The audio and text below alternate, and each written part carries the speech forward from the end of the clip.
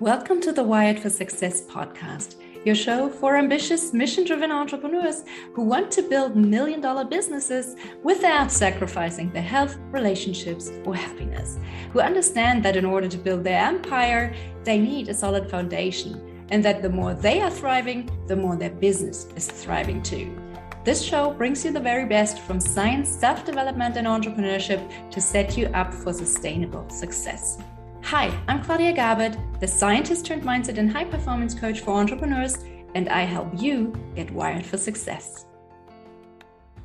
Hey everyone, and welcome back. This episode is brought to you by L-Nutra, nutrition technology for longevity.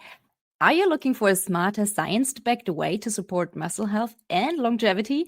Meet L-Protein from L-Nutra, the only plant-based protein powder of its kind, uniquely designed to enhance muscle growth and slow down the aging process. Unlike typical whey proteins, which activate pro-aging pathways, L-Protein supports your body with 25 grams of complete plant-based protein designed to keep IGF-1 low for optimal aging. With L-Nutra's pioneering approach to nutrition technology, this isn't just protein, it's nutrition for longevity, perfect for post-workout recovery, a nutrient-packed breakfast, or an afternoon snack. Personally, I love the chocolate-flavored protein shake as a delicious and super quick post-workout breakfast. As someone who would like to gain some muscle mass, it's important to me to get enough high-quality protein, and this is a great option. So if you're serious about fueling your body for both performance and long-term health, L-Protein might be just what you were looking for. Plus, it's packed with essential vitamins and minerals, all sourced from real fruits, veggies, and mushrooms, ensuring you're nourished in the most natural way possible. Can't go wrong with that, right? So if you'd like to check it out, go to prolonlife.com/wired. That's prolonlife.com/wired to get your L-Protein today. I'll also link it in the show notes. This episode is also brought to you by Mendy, who make brain training easy with their unique Mendy device. We often talk about physical fitness, but what about the fitness of our brains? How do you get wired for success? Well, that's where a tool like neurofeedback can be super helpful. Imagine being able to see your brain's activity and health improve in real time. It sounds like something out of a science fiction movie, I know, but with the Mendy device, it's becoming a reality. It uses cutting-edge technology to help you exercise one of your most important muscles, your brain. So how does it work? It uses a technology called functional near-infrared spectroscopy to measure blood flow in your prefrontal cortex. That's the area of the brain that is key to functions like focus, decision-making, and emotion regulation. When you wear the Mendy headband, it captures the blood flow dynamics in this region of your brain, mirroring the ongoing brain activity. I've been using Mendy for a while now, and one thing that stands out to me is how much your current state and mood affects your results. It's kind of obvious when you think about it, but it's also really eye-opening to see how different states affect your brain's performance in real time. What's so compelling about Mendy is that it's backed by experts in the field of neuroscience, and I just love that it offers a way to take proactive steps toward better brain health. With its help, you can train your brain much like you might train your body. So when you lift weights, for example, you see your muscles grow, so you know your training is effective. You don't usually get that kind of visual feedback when you train your brain, right? It's a black box and you don't really know if what you're doing is making a difference or not. And that's where Mendy comes in, because it makes the exercise tangible by turning your neural activity into something that you can visualize and interact with so that you can actually see your progress. The more you train, the stronger those neural pathways become, leading to lasting improvements in mental resilience and cognitive performance. Thinking about brain health in this way really shifts our perspective on what it means to stay fit. It's not just about running or lifting weights. It's also about keeping our minds sharp and responsive. So if you're curious about how you can start this kind of training, Mendy is a great option that brings sophisticated technology into an accessible format. To learn more and to get your own Mendy, head over to mendy.io. If you want to get wired for success, it's crucial to remember that our brains are at the core of everything we do. So again, if you would like to experience neurofeedback for yourself, head over to mendy.io. Without further ado, let's dive into today's episode. As 2024 is quickly winding down, and personally, I can't wait to start the new year. I was thinking about the two extremes we find ourselves in again and again throughout our lives. We start something new, which is often quite uncomfortable and overwhelming because, frankly, we have no idea what we're doing. And then, as we start figuring things out and develop new routines, it can be all too easy to get stuck in a rut. All of a sudden, life seems boring and predictable, and we've somehow lost the passion and excitement. And maybe the solution to this problem is to live on the edge of one's comfort zone, never too comfortable, never too bored. I don't know. It's not an easy feat, that's for sure. Anyway, with the new year coming up, many people are taking stock of their lives and setting some lofty goals. But we all know that change is often easier said than done, which is why I co hosted the Global Virtual Summit on Habit Change and High Performance Habits a couple of years ago. Together with my co host, Dr. Ron Kaiser, we invited guest speakers from all over the world to share their best tips for creating lasting positive change in all areas of your life. As a special end of year gift to you, I decided to share some of the recordings from that summit to set you up for a great 2025. If you'd like to check out the other summit recordings, I'll provide a link in the show notes. The first talk I'll share in this series is Stuck in a Rut: How to Find What Makes Your Heart Sing by bestselling author and coach Bill Lee-Emery. Enjoy. Hello.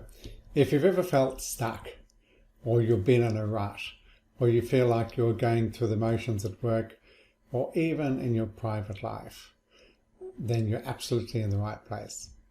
My name is Bill Lee-Emery, and sometimes I'm referred to as the Heart Whisperer. I work with ambitious professionals and business owners who, while they've had success in life, are at a place where now they want more than the high salaries, the status and the perks, the many perks that come from business and corporate life. They want more ease and grace. So if you're at a point in your life where you would much rather have ease and grace than the hard hustle and grind that can be in the corporate and the business world, then I've got some fascinating and some intriguing things to offer you. And if I was to put it into one sentence, it's to help you find what makes your heart sing. So let's get into it. So today we'll explore three key issues together. The first one is feeling stuck versus stucking. Yes, it does sound a bit weird, but by the end of the presentation, you'll understand exactly how it is that a simple shift in language can be such a game changer in every area in your life. The second thing we'll do is explore some insights from ancient wisdom and modern neuroscience that can change the way you live and organize your life. And yes, we'll talk about being stuck, but from a completely different angle and something that you probably haven't come across yet.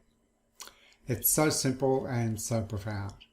And even a basic grasp of this model can help you live happily ever after. And no, I'm not kidding. There is some truth in what I'll be saying. Once you understand what I'm talking about, this model, you'll get exactly what I'm saying here. In short, 3 brains are better than 1.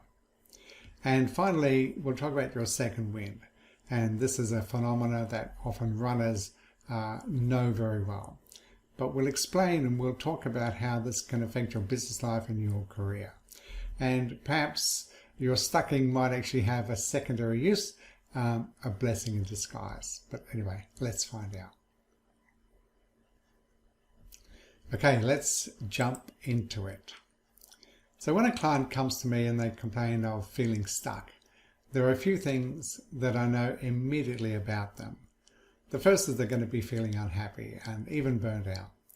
And they will be searching for answers outside of themselves rather than inside. And this is never successful. They want to change their feeling state, but they're unlikely to know how they actually create it in the first place. So the problem and the solution is in the language we commonly use. Now, a feeling state often swamps us, especially strong emotions like anger, fear, sadness, and even joy can overwhelm our nervous system. And it can make us feel like we are the victim of the emotion, that the emotion itself has power over us and that we can't do anything about it. And that is so far from the truth, as you'll get to find out. So we need to step back We need to be a witness to what's going on rather than a participant in the emotional angst that we might be experiencing. So let's look at the word stuck. The Britannica Dictionary definition of stuck is something that's difficult or impossible to move from a position. Like the ring is stuck on my finger, or the door keeps getting stuck, or the elevator got stuck on the 5th floor. So it implies that something is immovable or impossible to move. And when we say I'm stuck, we're telling our nervous system, hey, you may as well give up because we're not going anywhere as fast. And that is so far from the truth once you understand what happens when you change your language. So let's talk about language. When you go from stuck to stucking, you turn something into a verb. So this implies movement and action. There's a starting point, a bit in the middle, and an ending. And it offers hope, change, and options. So as a coach, I get really curious with my clients about how they do their stucking. Do they tell themselves something? Do they imagine certain scenarios? Are they deciding their future in a negative way? So I've discovered that one of my superpowers is to be a friendly detective and to be able to analyze almost moment by moment, second by second, how they do their stucking. And I help my clients to notice their own pattern. And often the solution is in the shifting of how they do their stucking. So it will be connected to the internal dialogue in some way.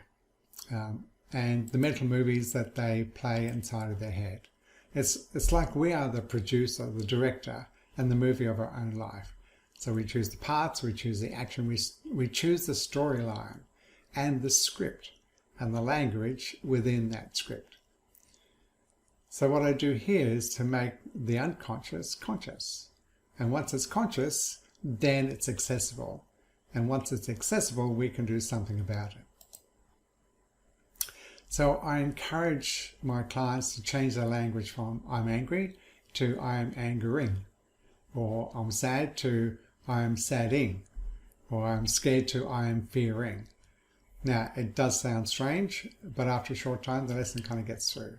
We are living verbs. And when you take that approach and you have that perspective, it changes everything. So rather than feeling that you're stuck in some kind of emotional angst, you can go, become a witness to what you're doing, going, okay, how am I doing my angering? How am I doing my anxietying? Because they are verbs. It's not as if there are these different emotions that float around looking for people to pick on.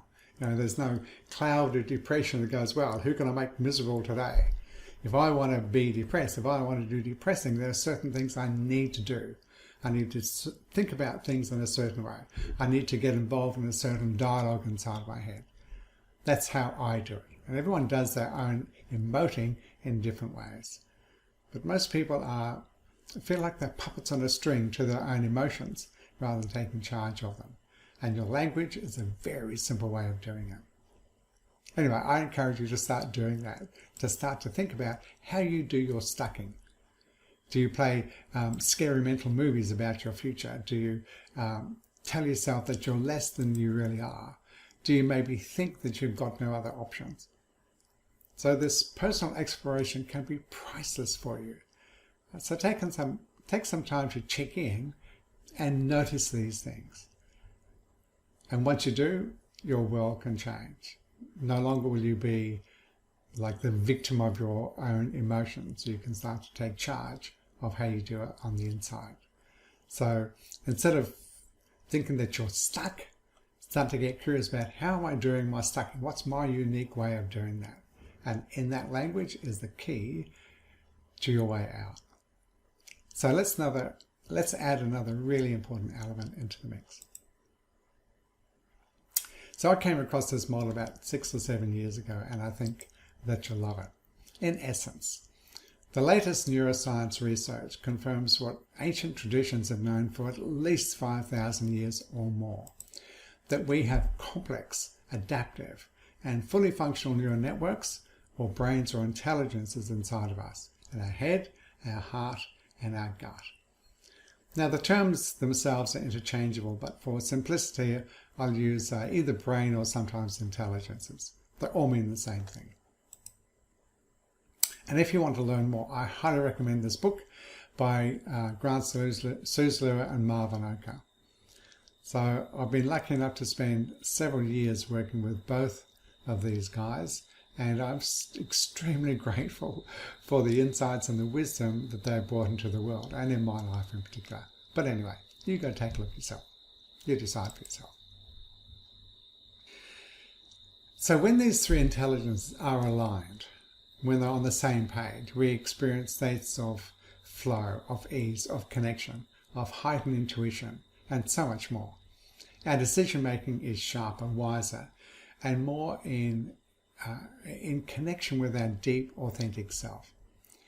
So here's the brief overview. Each brain or intelligence provide different functions. It's a bit like different departments in an organization. You might have marketing, sales, accounting, production. They all do different things, and the staff are all trained in different things. So we need to use each brain or each intelligence appropriately as we navigate our world.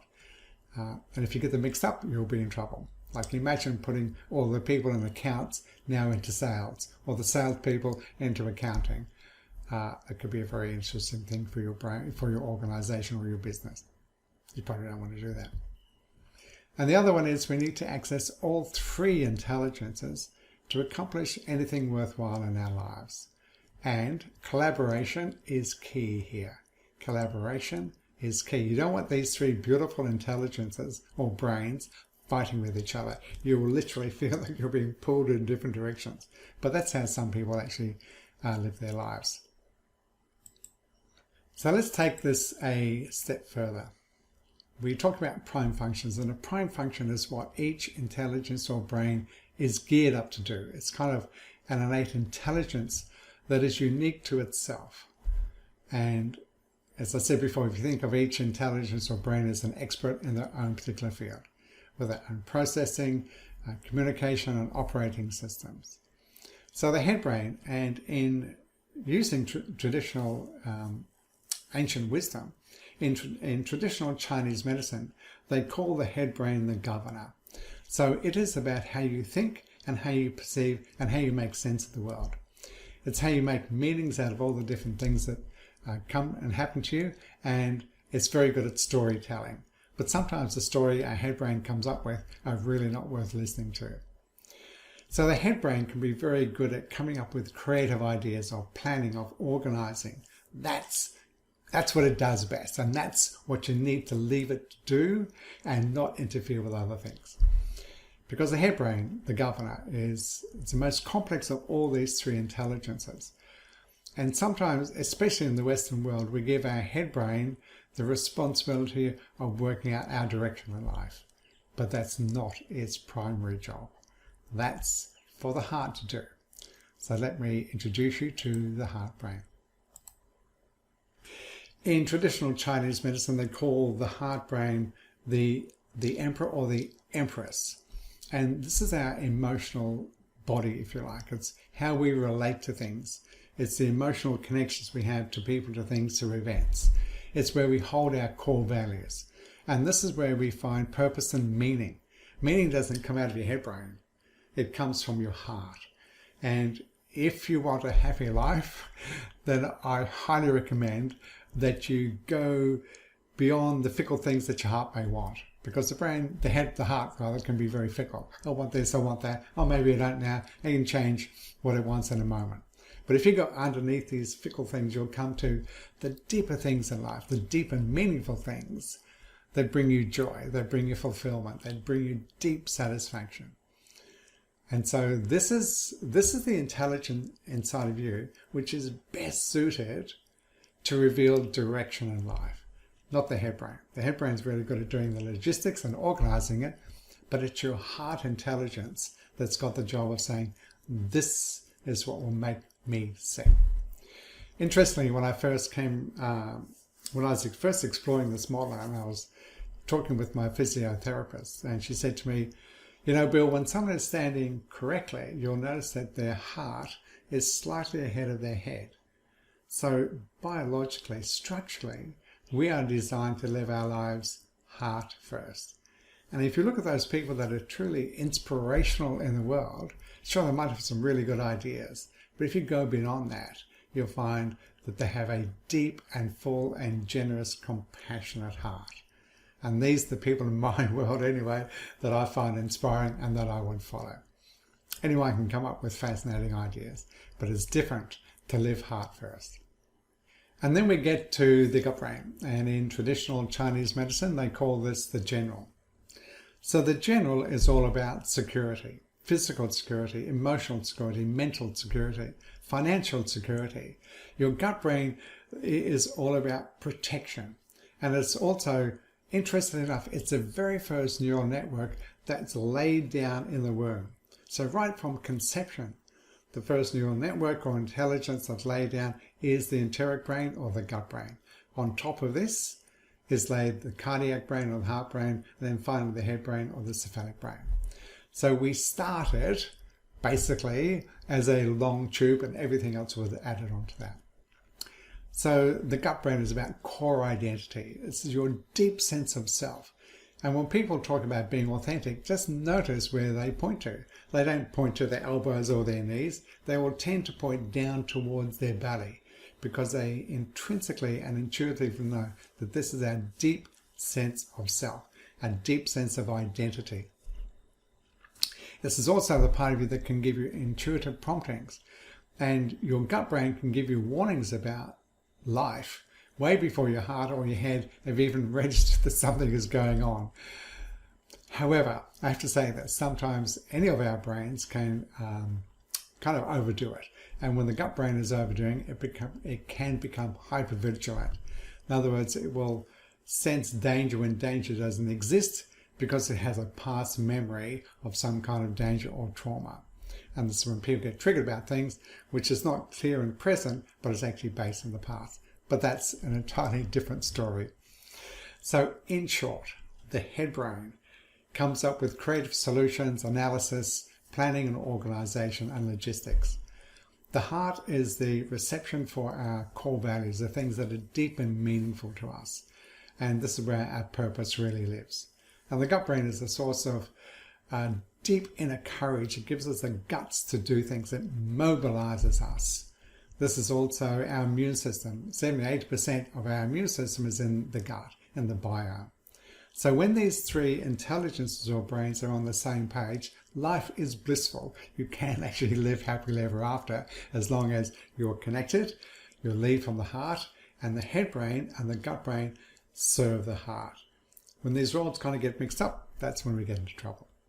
So when someone has experienced or doing stucking, because you've changed your language by now, they've most likely lost connection to their heart intelligence, and their heart is no longer connected. So in a sense, it's kind of like left the building. And when your heart leaves the building, so does any inspiration or deep meaning and purpose. Or it might be that you're trying to use your head brain to figure out what direction in life to take. And that's not its job. That's the heart's job. The head brain is to figure out the logistics, but not direction. So the head brain, because it's also to do with meaning and making up stories, can get too busy sometimes. So when you're overthinking, when you're doing confusing, when you're doing overwhelming, because both those things are verbs. You know, like sometimes when you feel like your head's spinning around, there's too much stuff going on around here. You need to kind of calm down and get it all out onto paper. So, and imaginary fear in. And so sometimes the head brain can go to places that are just scary as all heck. And sometimes you just need to put a break on that and say, no, we're not going there. Or your gut brain hasn't got the bigger picture yet, or it's not really connected to what your emperor or the empress wants. And if the general doesn't have a clear direction, then it will stagnate. You'll find yourself procrastinating. You won't be taking any forward useful movement because the general is saying, well, hey, come on, emperor, come on, empress, tell me where you want to go. Because if your heart doesn't reveal that to your head and your gut brain, then what are they to do? They kind of wander around the jungle going, well, I don't know, what do you reckon? I don't know, whatever you reckon. That's the heart's job, is to come up with deep direction, deep meaning and purpose. And the other two, to follow the plan. That's how it works.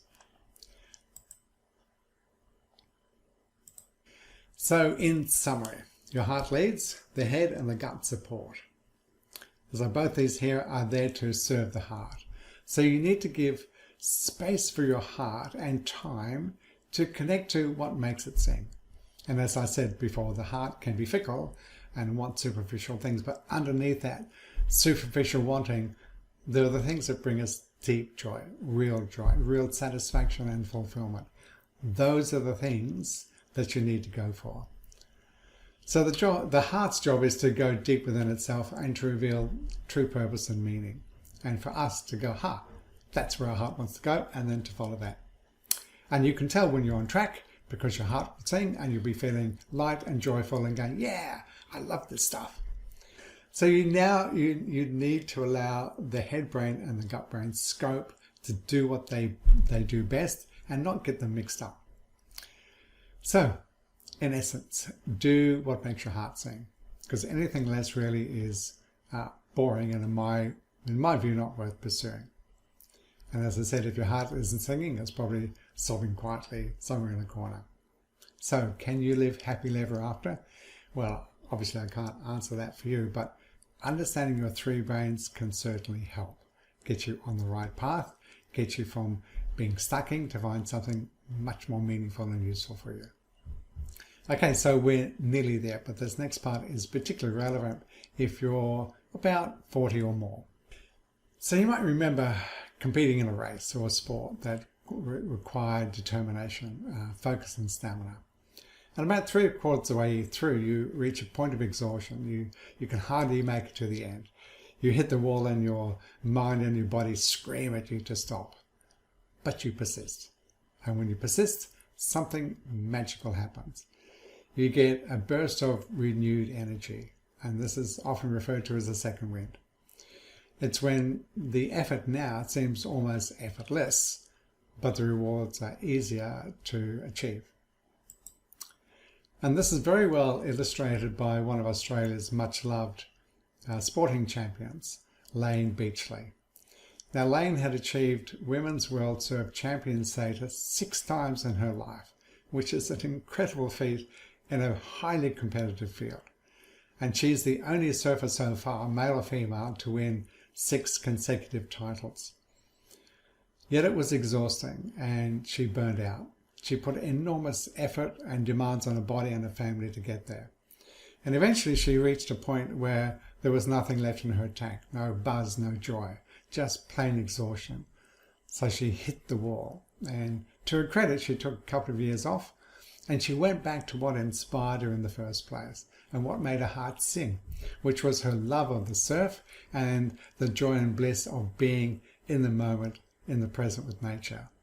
So this became her focus. So let me repeat that. This was her focus, her love of surfing, her love of being in nature and being in the present moment within nature. So she found her second wind, and she went on to win 3 more World Championship titles. And she said in an interview that the last 3 world titles were so much easier than the first 6, which was done with hard-fought ambition and drive. She found more joy, more heart in the competition. It was so much easier than it was in the first 6 rather. So she found her second wind, and the really interesting thing was, it was through her heart, going back to what gave her joy. So in the first part of our careers or business, it's often driven by ambition and sheer determination. So we have the juice to work hard to rise to the top, to gather resources and material possessions along the way. It has its rewards, but it also takes its toll, and the price can be in our relationships or in our health.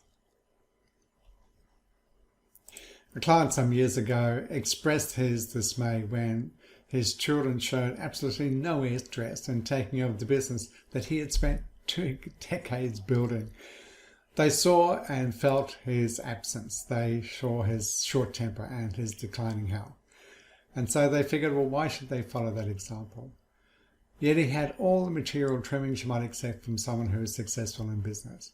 but ultimately it was just empty trinkets. He sobbed as he told me his story. His belly, his world was full of material possessions, but his heart was painfully empty. So please, don't be like him. I worked at one of Australia's best-known health resorts here on the Gold Coast and saw so many examples like this. Business owners and professionals who thought they just had to accumulate enough wealth, enough status, enough money, enough toys, and they would live happily ever after. Now, there's nothing intrinsically wrong with material things, but as someone wise said, if you work for money alone, you'll never be paid enough. So when we get past the hard work and the exhaustion of the first wind and lean into what really brings us joy, we access a different kind of energy. It can lift us up and help us fly further than we thought possible, or at minimum, at least make the process so much more enjoyable. So sure, you can get there with the hard grind and the hustle, or you can do it another way. So if you have gone through the hard hustle and grind, and you may want more grace and ease in your career and your life, then tap into your second wind, because it's waiting for you. And the pathway, of course, is via your heart. And after today, that will come of no surprise to you, because the heart leads, of course. So I'm curious, perhaps it's possible that feeling stuck or stucking is actually a good thing. Perhaps it's an opportunity for you to go deeper within yourself. So is your heart wanting your attention? Is there something it wants to whisper in your ear? Does it want more for you? Of course, it can lead you there. It may just be waiting for you to ask it. And when you do, get ready for an adventure. So, are you ready for more grace and ease in your life and your career? Life is just too short, in my view, for anything less. So enjoy your next adventure. And finally, remember, happiness is always an inside job. Thanks for spending time. Thank you so much for listening to the Wired for Success podcast. I hope you've enjoyed this episode. If you did, please take a sec to rate and review my show or share it with a friend. That way you can support the show and help me reach and support other entrepreneurs like yourself as well. If you would like my help to figure out how you can go from overwhelmed and overworked hustler to empowered and confident leader, check out my website at www.wiredforsuccess.solutions and book a free 20-minute strategy session with me. Can't wait to help you get wired for success. Until next time, take care. Bye.